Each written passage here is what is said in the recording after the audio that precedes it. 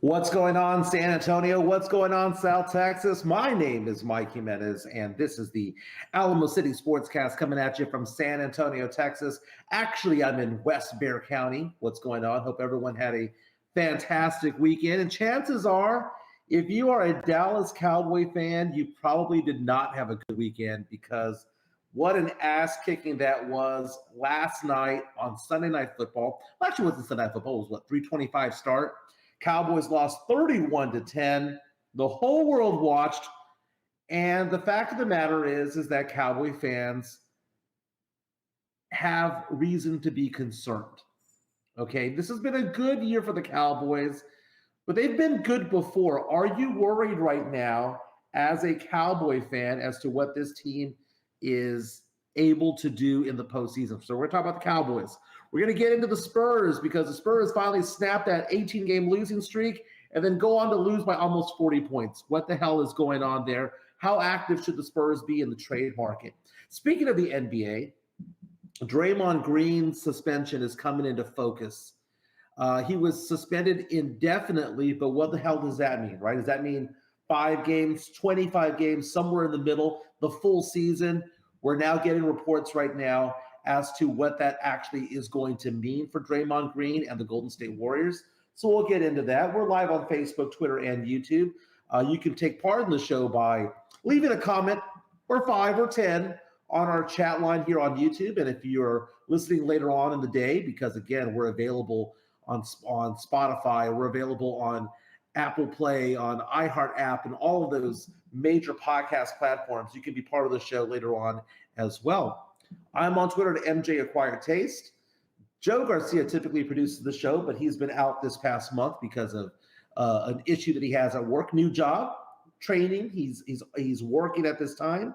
But beginning at the start of the year, we're going to have some fun things going on.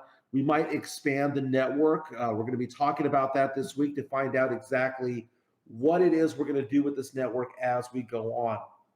We started this over the summer about 5 or 6 months ago. And the idea was for this network to help bridge the gap between local sports talk radio here in San Antonio, whether it be Ticket 760 or San Antonio Sports Star, how they don't have anything going on between 10 a.m. and 2 p.m. There's got to be some local sports talk going on, so why not fill in the gaps? That is what we're trying to do over here. Personal issues kind of got in the way, and I was unable to kind of go full force in the summer and fall, but now that I'm back talking sports, pop culture, nostalgia, we're trying to see what the next step is going to be.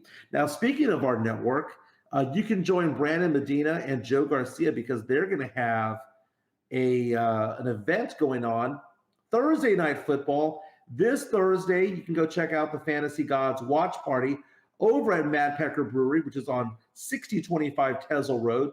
Mad Pecker Brewery, fantastic place if you want to go get some locally brewed beer. If you want to get pizza, burgers, wings, they've got it all over there. This is at 6025 Tesla Road, rather. So basically, Tesla and Culebra area, pretty close to there. So if you're in the Alamo Ranch area, about 2 miles inside the loop, you go to Culebra, make your way over to Tesla, and boom, you've got it there, Mad Pecker Brewery. It's going to be a pretty good game there because for all intents and purposes, the Thursday night game is going to be a playoff game of sorts because the Rams, the Saints, both tied with a 7-7 record, both looking for the last wild card berth. The Saints have a chance of winning the NFC South. And for all intents and purposes, the winner of this game will more than likely make the playoffs. This game is playing in LA. LA favored by 4.5 points. And it's a big game. So again, the watch party this Thursday for the Fantasy Gods to celebrate this season. Brandon Medina, Joe Garcia will be out there. Lots to get into today.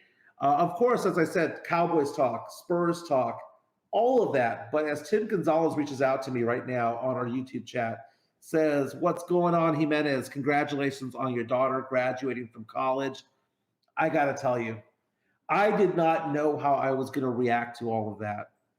I'm a bit of a crier, okay? I am that guy. I am the kind of guy who gets emotional when it comes to certain things, when it comes to being a dad or being a husband or whatever the case may be. And my baby girl, just 20 years old, man. She just turned 20 in July, got her bachelor's in mass communications. And I drove out there to Baton Rouge to go watch her walk the stage. We had about 20 family members there. My ex-wife was there. My first ex-wife was there. And, that's the mom.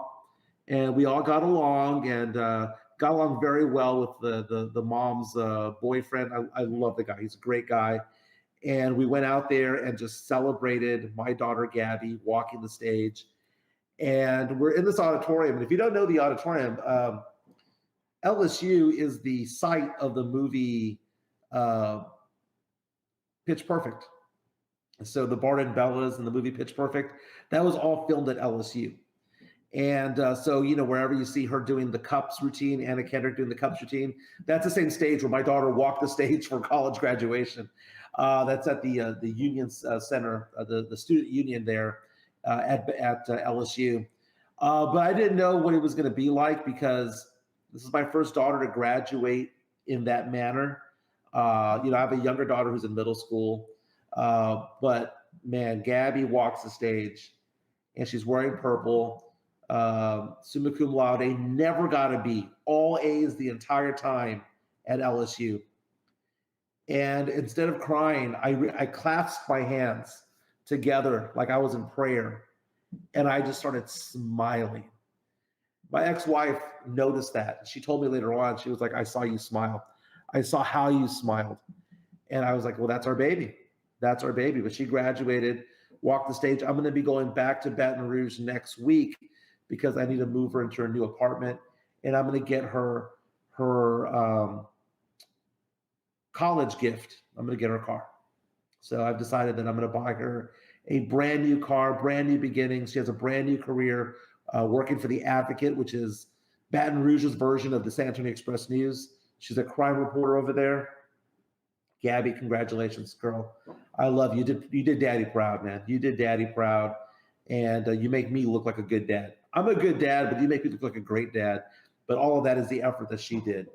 David Otwater reaches out to us. I'm probably mispronouncing your name now that I realize it. He says that he's pissed about the Cowboys and the Spurs. He says Jacob reaching out and saying the Spurs got curb stomped as well.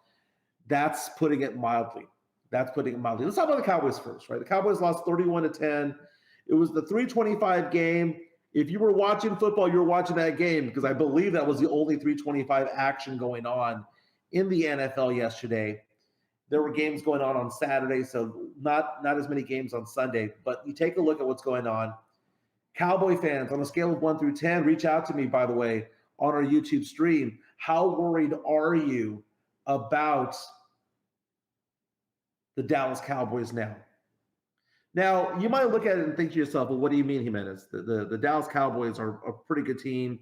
They're 10-4, one of the best records in the NFL.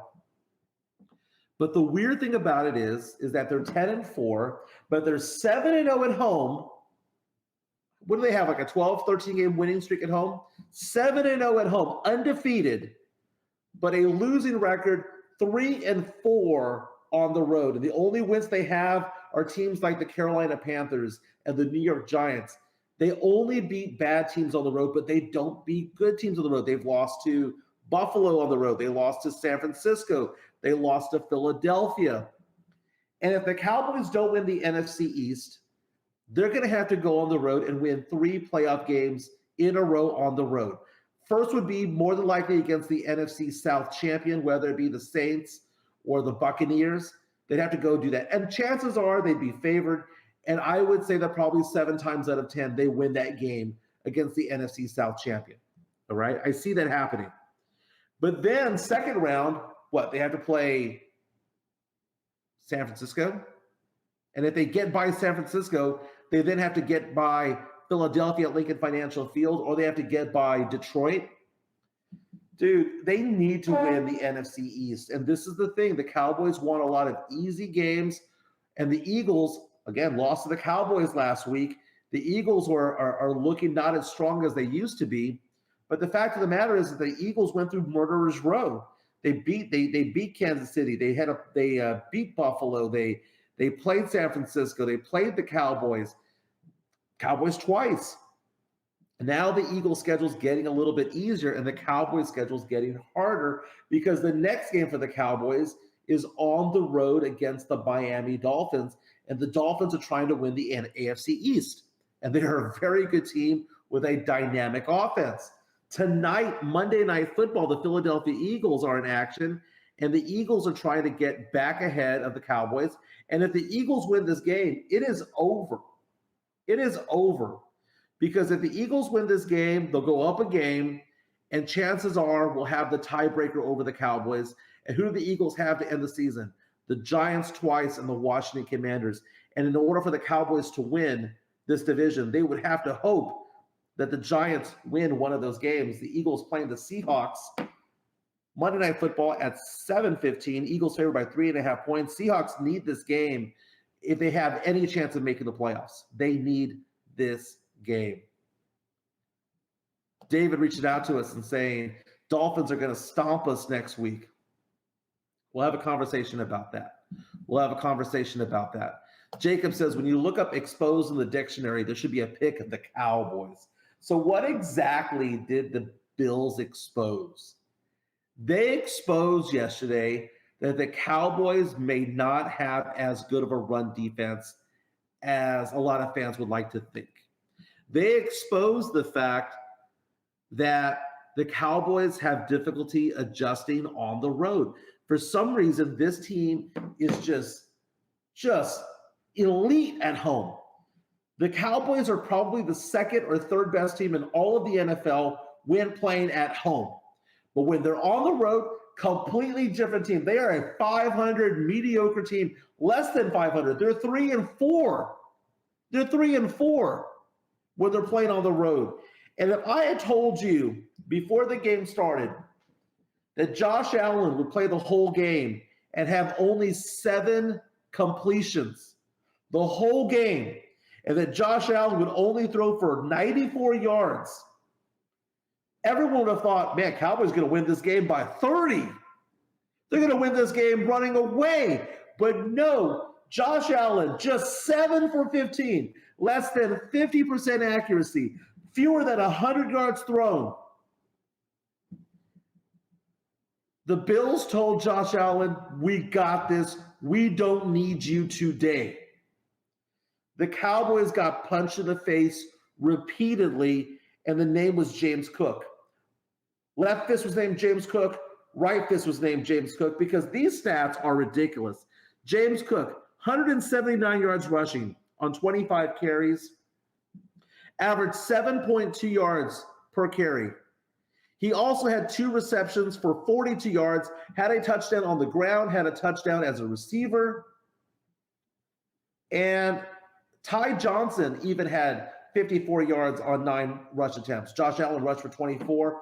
Allen threw for a touchdown, ran in a touchdown as well. It was basically James Cook to the left, James Cook to the right, James Cook up the middle. That is it.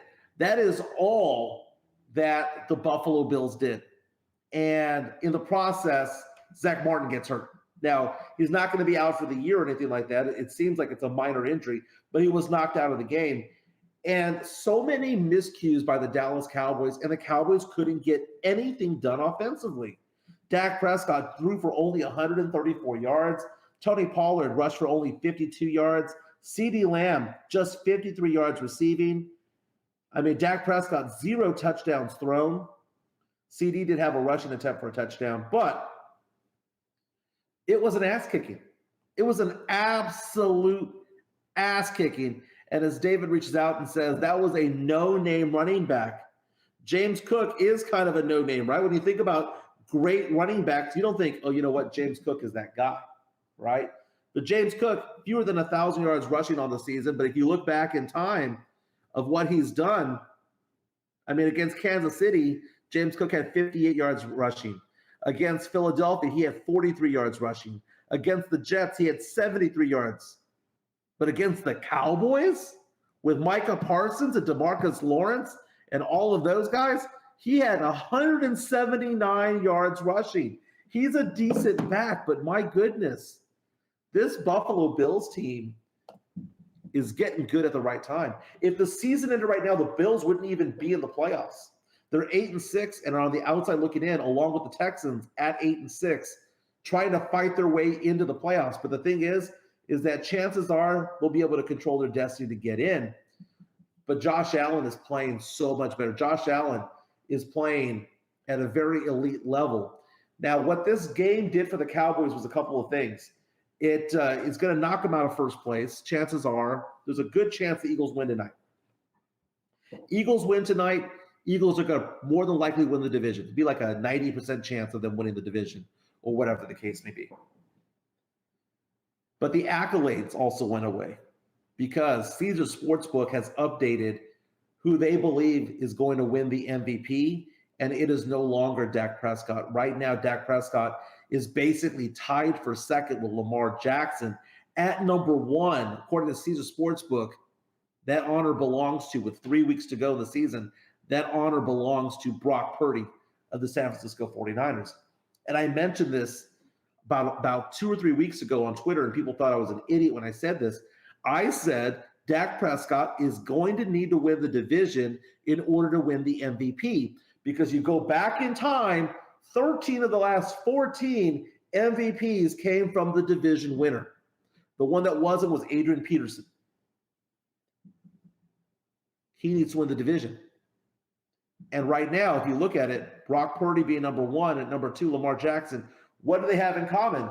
The best records in their respective conferences. That's how it goes.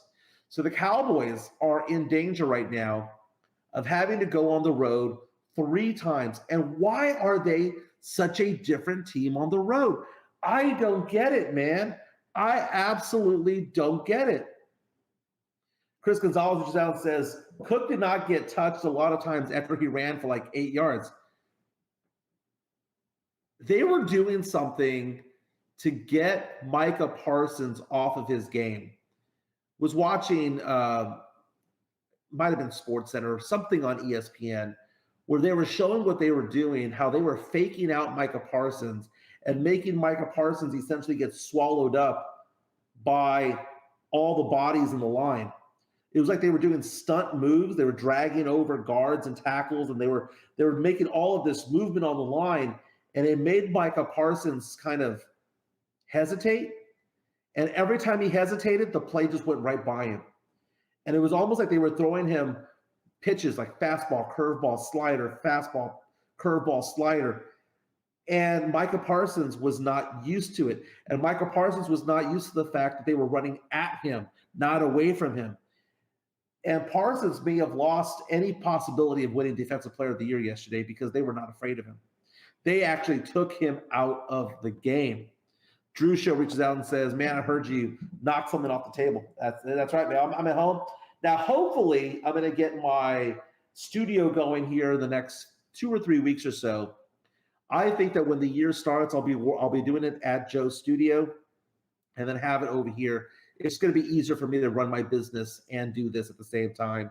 We'll be doing that. Now, if you see my son walking back and forth, it is Christmas holidays, right? So he is not in school right now. Justin is my boy. He's with special needs. He has Down syndrome. He loves going to SeaWorld, and we're going to go do SeaWorld after today's show. So I'm excited about that. But Drew, I did see that you gave a tip. I will get back to your Spurs talk in a minute, but let's talk a little bit more about the Cowboys, because the Cowboys next have the Miami Dolphins on the road, playing in grass. The Miami Dolphins are a very good team. And part of me thinks that the Cowboys can be, if you want to put a positive spin to them losing, it's the fact that they can get that chip on their shoulder again. It's the fact that they can look back and go, you know what, we don't want to have that taste again. The Cowboys, though, before kickoff, clinched a playoff berth because Atlanta lost, and somehow that magically gave the Cowboys a playoff berth. I know Rudy J from San Antonio Sports Star was on social media yesterday saying that the Cowboys punted that game away, that they didn't care because they had won all these games in a row and they just needed to recharge. I get that, but at the same time, recharging and losing these games means that they're going to have to go on the road for the playoffs, but I don't think that they can win 3 in a row, man.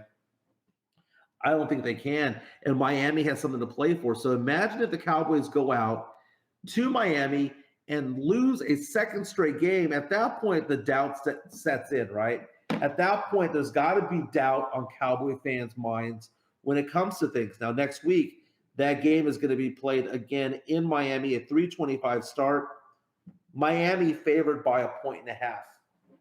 Great stat that I saw on ESPN Sunday morning.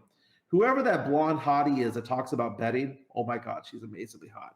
But whoever that girl is, she mentioned the fact that the Cowboys, when they are underdogs, lose. I think she said something to the effect of that the Cowboys right now going into the last game were 10-3. I think she said that something to the effect of they're 10-0 when just winning the game when they're favored, but when they're favored to lose, when they're the actual underdog, they've lost every single time. Yesterday they played at Buffalo. They were favored to lose. They lost. They were favored to lose in San Francisco. They lost. They were favored to lose in Philadelphia. They lost. Not so much a cover the spread type of deal, but when the Cowboys, according to Vegas, are favored to lose, even if it's by 1 point, they typically lose. It's just a weird stat when it comes to betting and when it comes to the Cowboys. Cowboys right now 3-4 on the road. What is going on? 7-0 at home, 3-4 on the road. I would say this, man, if the Cowboys were somehow magically the 1 seed, they would probably make the Super Bowl. There's something about the magic going on at Jerry World when it comes to the Cowboys. But without that home field advantage, they're just another team, man, that gets rolled. Just another team. Again, we're live on Facebook, we're live on YouTube, we're live on Twitter as well. I do have a Twitter poll at MJ Acquire Taste asking the question, the Cowboys, can they win 3 games on the road and make their way to the Super Bowl, or do they need home field advantage of some sort? 82 people have voted in the last hour. 79% say the Cowboys need home field. Several comments coming in. Sir LJ says the Cowboys better not dip past the 5 seed. Well, let's see. If they're the 5 seed, they'll have to play either the Saints or the Bucks more than likely. They'll get past both of those teams. The Saints, though, played very well. They beat the Giants yesterday, back at 500. Every time they sacked the Giants quarterback, the Italian sensation that he is, they'd give the hand gesture. Joshua reaches out to us and says, the real question for Cowboy fans is, can the Cowboys go on the road and even have a competitive game? They're 3-4 in away games with a -4 in point differential in away games. Cowboys suck anyway in road games. Mike reaches out and says, and apparently they can't play on real grass either. Now, yesterday, though, that was an outdoor game played on turf. And if I'm not mistaken, the Cowboys had won like 18, 20 games in a row on turf. It was an outdoor game, but it was on turf. Others reaching out saying 0. Pedro reaches out and says the probability of home field is out of reach if the Eagles win tonight. If that's the case, rest up and wait for playoffs and mitigate injuries. It's a very good point. If the Cowboys see that, it's not going to happen, that they're not going to catch the Eagles, just rest your guys, man. Just rest them. Look at the playoff standings right now. Cowboys right now at 10-4. If the playoffs were to start right now, the Philadelphia Eagles would be the NFC East champion, but it would be the San Francisco 49ers with the 1 spot and the bye in the playoffs. They looked good yesterday. They always look good. I mean, they had that 3-game stretch where they looked like trash, but aside from that, they've been on fire. If the season ended right now, the Rams would be on the road playing the Eagles in the first round of the playoffs. You would have a Vikings-Lions matchup and the Cowboys on the road against the Tampa Bay Buccaneers. In the AFC, Baltimore would have the bye. Miami would host Indianapolis. Kansas City would host the Bengals. And Jacksonville would host Joe Flacco and the Cleveland Browns. But look at these teams that are fighting for spots. The Texans and the Buffalo Bills at 8-6, right on the heels there. Texans have a game against Indy, so Texans can control their destiny. Just win out, baby. The Saints right now are 7-7. Same record as Minnesota and the Rams for the last 2 spots in the playoffs. Seattle trying to match them at 7-7 tonight against the Eagles. Cowboys, man, it's just so bizarre, man, that team. So bizarre how they can go from being the second or third best team in all the NFL at home to just simply being a below average team on the road. And what does that say about the mental fortitude, the preparedness that they have as a team? It just tells you that for some reason, when they're on the road, they're just not in it together. There's just something off. The offense is off. The defense is off. The routes are wrong. The offensive line cannot hold their ground as well as they do. It's just so weird. Because if they had played this game in Dallas, I kind of think the Cowboys would have won. They play on the road, and suddenly James Cook is like a all-pro out there. But let's go ahead and talk about more sports topics. Spurs. Drew Show reaches out to us. Nice little $5 tip. I appreciate it. He goes, hand motions, big guy. You don't want any technical difficulties. Why isn't anybody, journos, talking about Pop's team quitting on him? You know, I have that conversation a lot with former sports journalists here in town. I was in the media from 96 to 2005. I got in around 2014 again, and then I did sports talk radio for 2 or 3 years. And there is a fear of Pop in the front office, just what it is.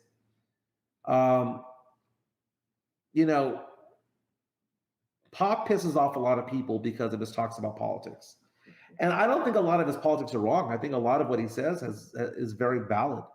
And the fact of the matter is that he's a veteran. He, you know, I mean, let him speak his mind if he wants to.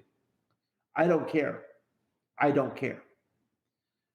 But the thing is that you can't have it one way and not the other. You know, he can say all the things about Constitution and freedom of this and freedom of that and what we need to do. Fact of the matter is that I don't believe that the Spurs organization really does believe in free speech when it comes to that team. And I think that the journalists, whether they be WOAI, Ken's, KSAT, Express News, and whatnot, are fearful of losing access to the team. And that sucks that it got to that. And what allowed that to happen was the fact that the Spurs were winning 99, 03, 05, 07, 14, and making the finals in 13. When you win, as a journalist, you'll take what you can get. But if you try to put the genie back in the bottle, it's not going to happen. It's not going to happen. Brian Wright would have been fired by now. Greg Popovich would have been forced to retire by now. And it hasn't happened because there's no pressure to. I don't see anybody on sports talk radio. I don't see anybody on TV or in print or whatever the case may be really going after these guys and ask the question, what the hell is going on with this team? Because Spurs fans want to know at this point. And I was banging on this drum 2 years ago, and people thought I was a complete asshole, a complete idiot. I was on sports talk radio going, there's something wrong going on within the Spurs organization. Why doesn't anybody see it? And then what ends up happening is that the Spurs win the lottery magically, and we're like, okay, we're going to give Pop in the front office more time to figure things out. Because we saw him, what he was able to do with Tim Duncan, what he was able to do with generational talent. We're going to give Pop benefit of the doubt. And what did Pop go on and do? Pop decided that Victor Wembanyama was not going to be his priority, that Jeremy Sohan was going to be. And where did that get you? Sohan's broken, man. I mean, you say about the team quitting. The team, I don't want to say that they quit. I only caught part of the game because, I was watching football and whatnot. But if you look at the Spurs, they're coming off an emotional victory where they beat LeBron and the Lakers on Friday. And you thought to yourself, okay, maybe they can start to turn things around a little bit. But then they give up 146 points at home to the Pelicans. 146 points. And, Brandon Ingram goes off for 26. CJ McCollum for 29. But let's focus on the Spurs. Why is Keldon Johnson taking 18 shots? Why is he taking 18 shots? I don't understand. Keldon Johnson took 18 shots. Mike Taylor astutely pointed this out from the Mike Taylor Show, his podcast, astutely pointed this out, that he had 18 attempts. Wemby only had 13. Vassell had 13. Wemby and Vassell are the shooters on this team. Why is Keldon Johnson taking 18 shots, especially if he only knocked down 6 and he missed all 4 3-pointers? Why is he shooting so much? It's so bizarre looking at this box score here. The only one that seems to be doing a little bit better and progressing per game right now is Victor Wembanyama and Malachi Branham. Malachi Branham, last 5 games that he's been starting, averaging 13 points per game, shooting 37% from 3, shooting 54% from the field, doing a very good job out there. Malachi Branham is showing that he might actually be something that is worth holding on to with this team. But Jeremy Sohan, my goodness, man, he has been broken by this team. Yesterday, 5 points, 4 assists, 3 rebounds in 25 minutes. Jeremy Sohan, in the last, remember about 2 weeks ago, he had a game where he broke out for 33 points? Dude, it's been a long time since then, man. Long time since then, because I'm looking at his stats right now for what he's done in the last 5 games. Basura, man. Just straight up trash. His point totals last 5 games, 4, 7, 5, 11, 5. That's an average of like 7. His assists, 4, 2, 5, 2, 4. So not getting a lot of assists. Rebounds, 3, 6, 8, 8, 3. Okay, he's getting some boards. 2 blocks and only 3 steals in 5 games. When it comes to 3-point shooting, he's back down to 33% of the year. Remember? Everyone giving me shit going, hey, man, he's now a 3-point threat. He's shooting 43%. What did I say? He's going to end the season around 33. And where is he at right now? He's at 33%. Told you, baby. Told you. He is what he is. He's just a dude, man. He's just a dude.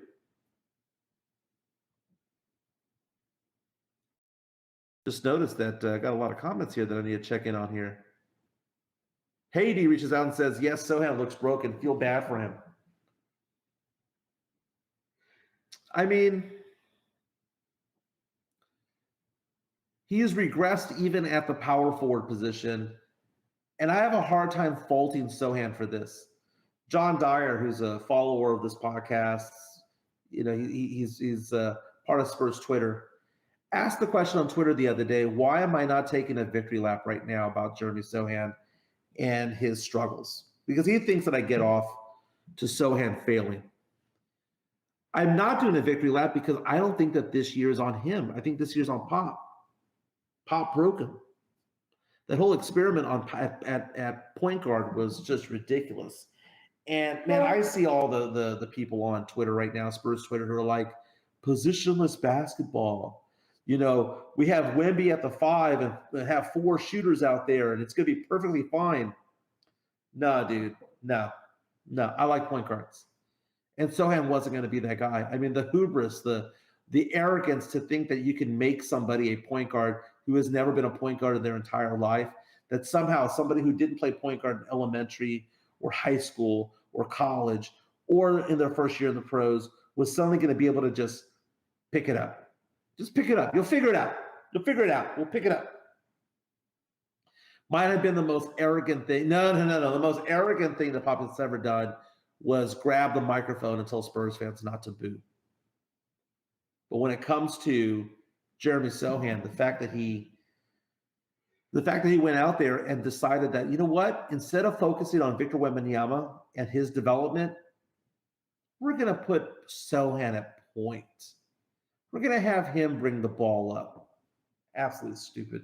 I'm done. I'm absolutely done. Drew reaches out and says, defense is 100% motivation, 100% effort. When they don't play defense, then the coach is not getting through the players. Stop box score commentary. Well, first of all, the box score says a lot. It doesn't matter if it's football, baseball, or basketball. And the box score says a lot. But what you're alluding to, Drew, is something that I do pick up on, which is body language. I was at the Spurs game Wednesday night when they lost to the Lakers without LeBron James. And the body language you see out there of Sohan is confusion. He's not going to spots with purpose. He's looking around. And it's not head on a swivel. It looks like he's lost. And you see other players out there that have just bad form when it comes to walking off the court during a timeout, or they just feel, it just looks like they've given up. And that is part coaching, because I'm sure these players don't want to give up. I'm sure they want to win games, but they're not being put in position to win these games. And I don't think they're being coached up. Chip Anglin being with Oklahoma City Thunder might be one of the biggest developments that the Spurs have had, that when we look back in time and go, why aren't the Spurs as good as they should be? Probably because Chip left. Why did Chip leave? How is it that we don't have that conversation as to why Chip Anglin left? And it was never created to be by the local media that big of a deal. It's like, oh, well, longtime Spurs assistant coach, the shot doctor, has gone off to go to Oklahoma City. Have we figured out why? Was it a money thing? Was it a conflict thing? Did he get a raise in stature over there, or is he just doing the same thing? Or was it just a lateral move to Oklahoma City just because? Because it's not like Oklahoma City is a destination city, right? He wasn't going to a bigger market. He was going to another small market team. Did he just get tired of being here? And the Spurs right now are in a position where you could be half glass full, half glass empty when it comes to them.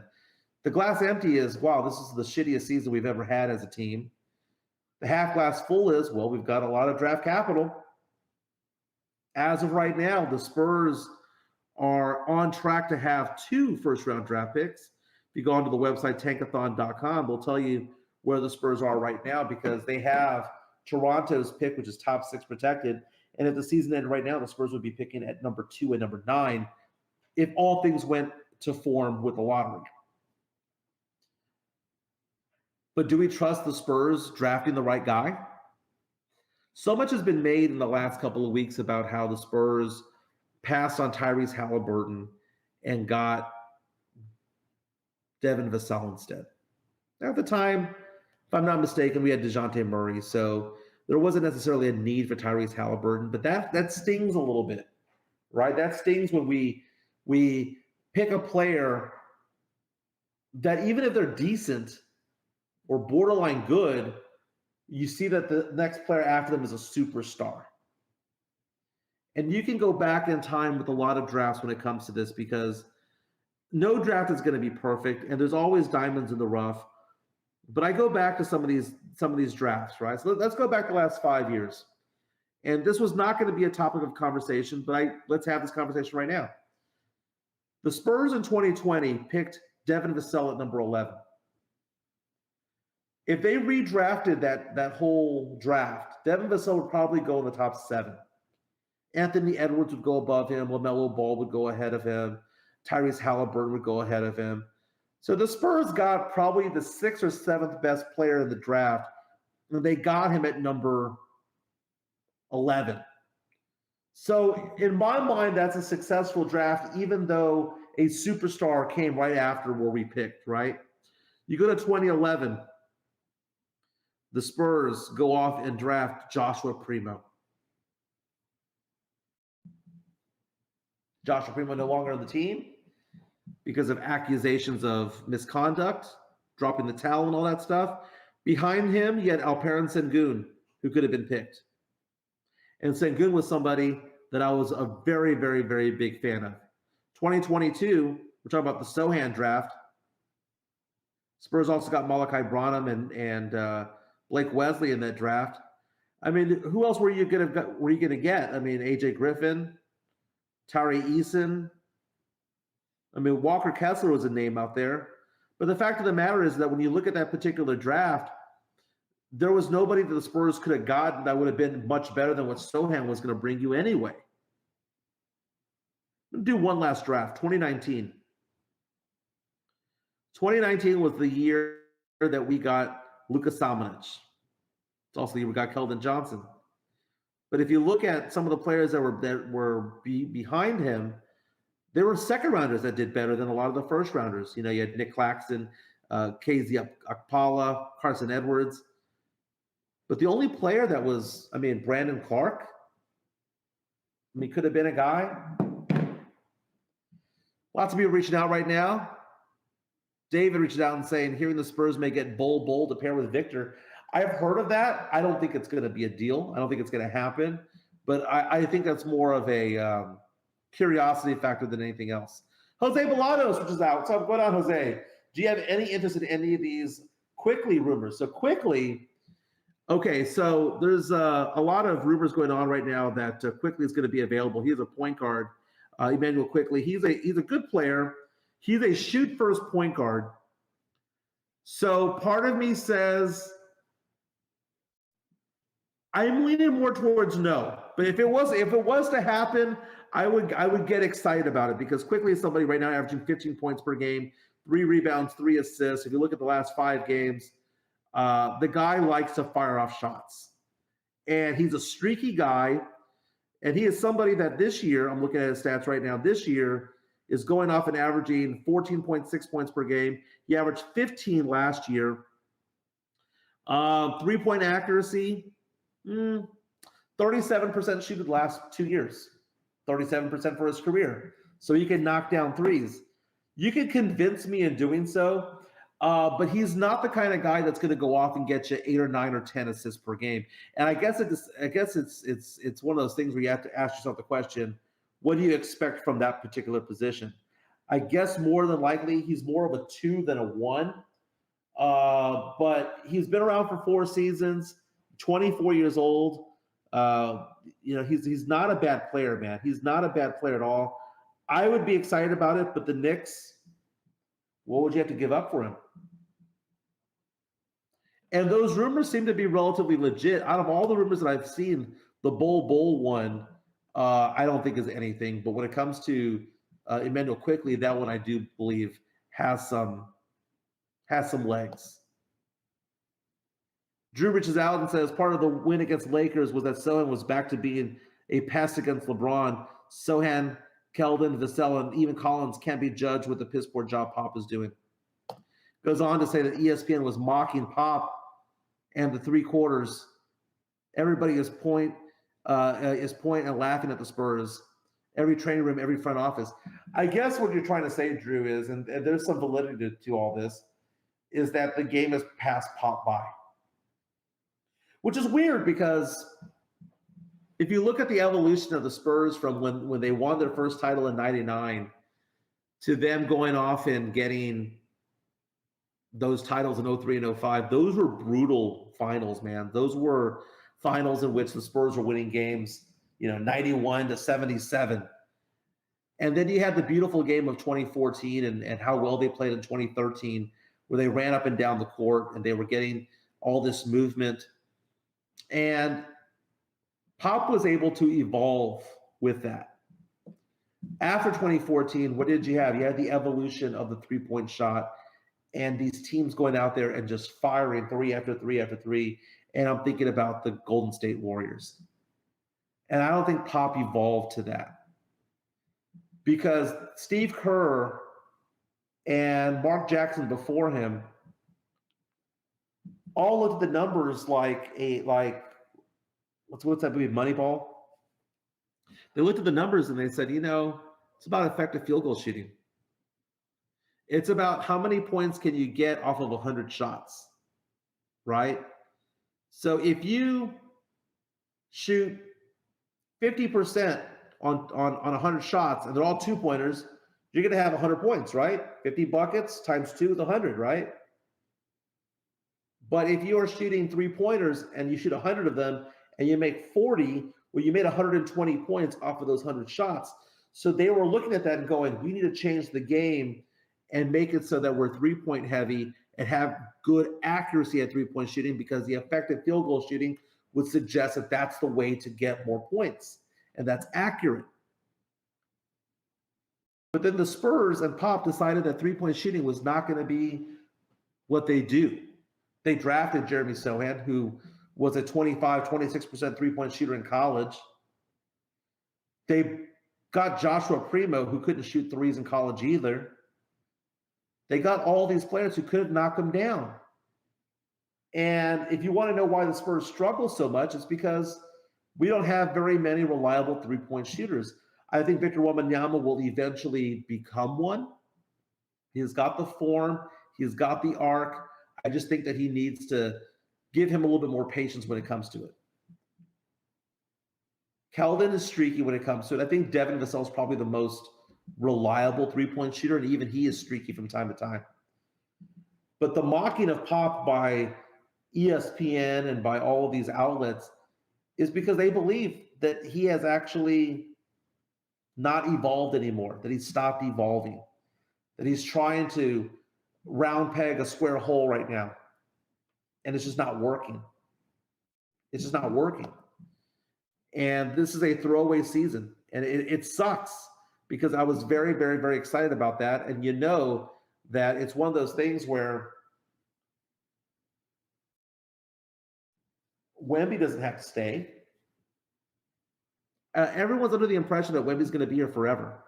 Wemby can be gone in 3 more seasons. There's no NFL, I'm going to go ahead and just franchise tag this guy for another 1 season and then another 1 season, because keep franchise tagging him. That doesn't work in the NBA. In 3 years, if Victor Wembanyama wants to go to Chicago, wants to go to Miami, New York, or LA, he's free to do so. So the fact that the Spurs would piss away his first season pisses me off. Lots of comments coming in right now. Just trying to sort through them. Josh Jimenez says, what about building a team around, let me just read this. It's easier if I read it this way. What about building a team around youth and then going to trade the second and first round picks in the draft? Brian Wright is horrible and needs to get fired. He knows about losing. He only knows about losing. I don't understand about the whole youth movement. I mean, is Pop the guy for a youth movement? Last I remember, okay, the lore of the Spurs lore of yesteryear was he didn't like Tony Parker. He didn't want to draft Tony Parker. And when he had Tony Parker, didn't want to play him. The lore of Greg Popovich was he didn't want to play Manu. He didn't understand Manu. It's almost as though the stories that we hear after the fact is he wanted veterans and he didn't like the young guys. And now we're to believe that at age 74, by the way, Pop turns 75 next month, we're now to believe that suddenly he has an affinity for young players. Why? Why? I've never understood that.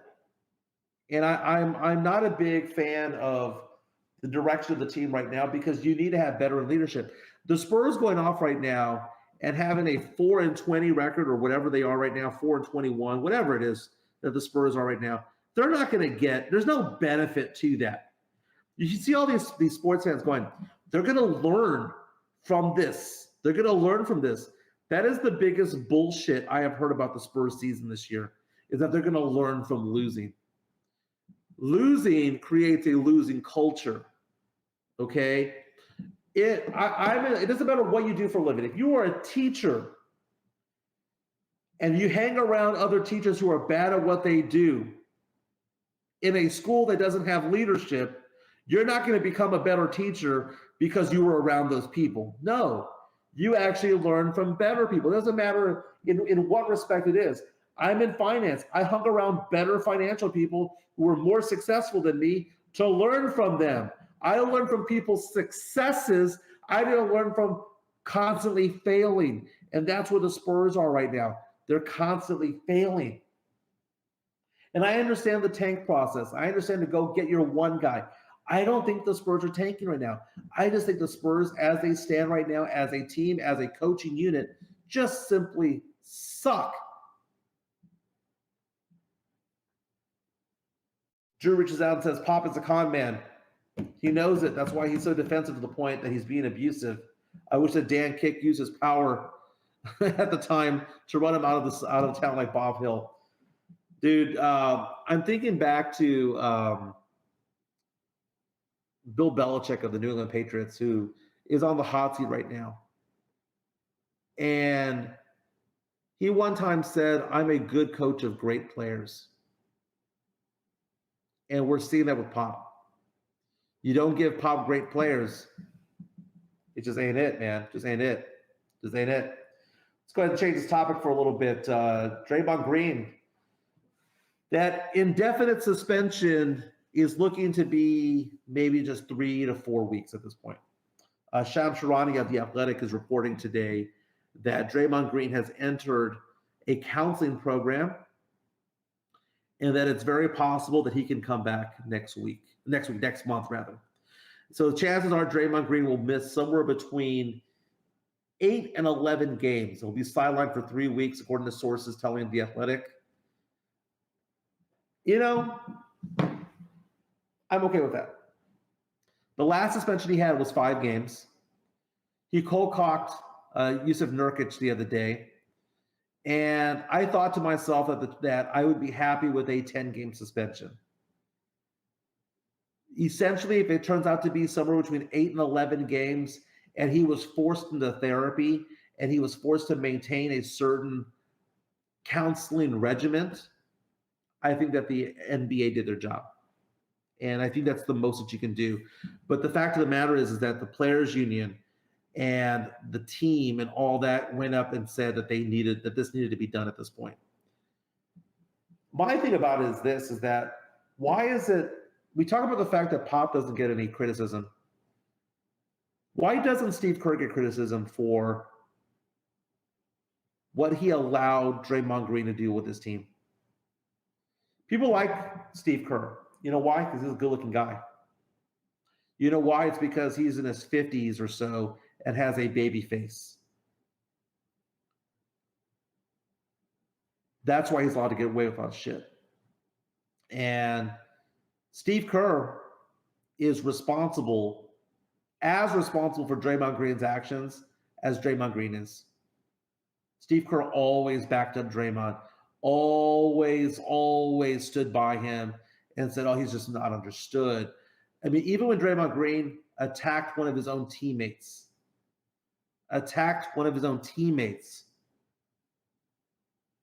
Kerr did nothing about it. Got rid of the teammate instead. Josh Jimenez, no relation, saying the Spurs are learning a valuable lesson in losing. Shit, Pop's been learning that lesson the past few years. It's been 5 now, and he's forgot how to shout out. Oh, shout out to Justin. Hopefully you get some enchiladas before SeaWorld. That's it, baby. That's it. I'm going to go get some enchiladas after this. By the way, was kind of laughing the other day because I was driving home when we went to LSU. I live in West Bear County, right? So basically the Petranco and Tally area. But I oftentimes get home going through Grossenbacher. So if you go 16 Highway 90 to Grossenbacher, you can kind of weave your way around, right? And as I was going through, I had my GPS on, and my GPS says Grossenbacher Road, yada, yada, yada, yada. And it says turn left onto Marbach. I have been doing this drive almost daily for the last 5 years, 6 years that I've lived in this house. It has never been referred to as Marbach Road. So Marbach apparently extends all the way to the back of my subdivision. And I started laughing because, I make fun of Marbach because Jay High School and the rivalry with my Holmes Huskies and a lot of Spurs Twitters from Jay and they think that they're hardcore and all that stuff. Whatever. Okay. Whatever. But I found it to be funny that was the case. That I actually live off of Marbach now. So that gives me street cred, right? It has to give me street cred. Got a tip, $5. The Drew Show.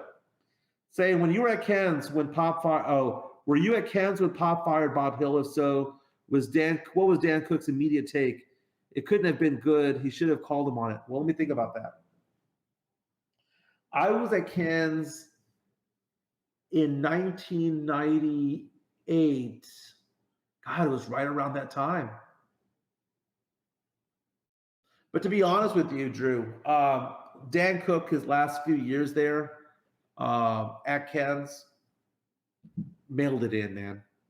He might have been a legend back in the day, but the Dan that I knew was basically already retired but still collecting a check.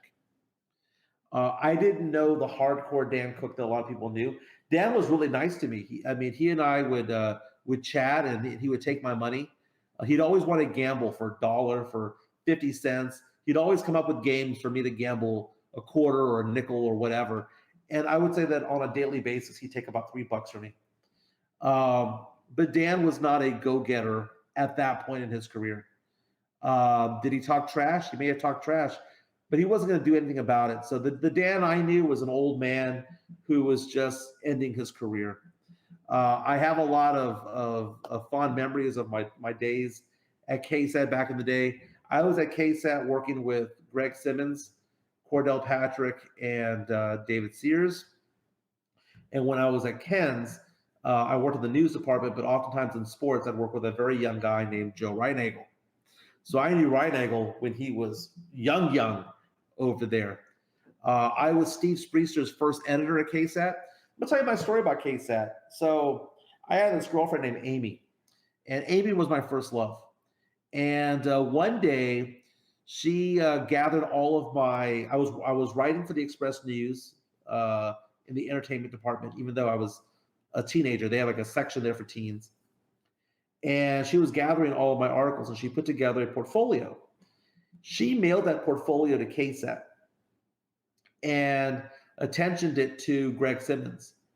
Greg Simmons called my house. I was 15 or 16 years old. I think it was 15. And, my mom answers the phone, says that the phone's for me, and I'm thinking it's one of my friends or whatever the case may be. We had those 30-foot cords that could extend to 2 different rooms, right? So I grabbed the phone, and he goes, "Hey, I'm looking for Michael. This is Greg Simmons from KSAT 12." And I had my jaw drop. And he was like, "Hey, Michael, someone mailed in a journal of like your articles." He goes, "I'm going through them." He goes, "You write very well. I see that you're the sports editor for your high school paper. And I see that you do some freelance for the Express News. Would you like to see what the sports department looks like here at KSAT?" And I went to KSAT, and they brought me in the back door because I wasn't allowed to be there because I had to be 18, but I was only like 15 or 16. And the sports department essentially adopted me. And there's Cordell Patrick, David Sears, all of those guys. And man, they put me to work. It didn't matter if it was high school football or go to the Spurs and do post-game interviews or go to a shoot around or whatever the case may be. Man, I was living it up. Wasn't making a dime because I was a full 40-hour, 50-hour-a-week intern making nothing, but I was getting the experience. And when it came time that there was a news editor position open, and they said that they recommended me for it, that's when KSAT realized that I was underage. But they hired me anyways. I got hired as an editor at age 19, and then I became a news producer over at Ken's. Then I became a news reporter and a sports reporter elsewhere, Corpus Christi, then back at KBB. That is my whole turn over there. But working at Ken's was fun. It's funny because KSAT was my home, but Ken's, I have an affinity for both stations, and I worked at KBB for 5 years. So you add it all up, I was at Ken's for 3, KSAT for 5, and KBB for 5. But the guys that were at KBB, they're not there anymore, except for like Chuck McIntyre. So I don't really have like a desire to go back and visit them. But I love seeing my old friends at Ken's and KSAT. It's very cool. The intern that I interned with over there, Mario Orellana, is now the news director over at KSAT, which is pretty cool. But Dan Cook, the stories about Dan Cook are things of legend, and that was before my time. But I have a lot of respect for him, and back in the day, working with Chris Maru, working with Albert Flores and all those guys, working with, man, I worked with Ursula Perry when she first started at KSAT. So it's been a fun ride. It's been a fun ride. But we were talking a lot about the Cowboys. Again, the Cowboy fans, look at tonight's game. Eagles are by 3.5 points. If the Seahawks can somehow win this game, well, then it's game on for the Cowboys. But if the Eagles win this game, uphill climb. It's been fun. My name is Mike Jimenez. Joe Garcia, hopefully beginning of the year, we'll be doing the show together. I like it better when it's a dynamic of a back and forth, but we'll be doing that. I'm going to head out to SeaWorld because my kid wants to go, and it is Christmas break, so I'm going to go check that out. Everyone have a great day today. Be safe and reach out to me on Twitter. I'm at MJ Acquired Taste. And don't forget, Thursday is the watch party over at Bad Packer Brewery. Fantasy Gods watch party of Thursday Night Football. You've got the Rams taking on the Saints at SoFi. I'll be there. Come hang out. Flag me down. I'll get you a beer. I'll talk to you guys soon.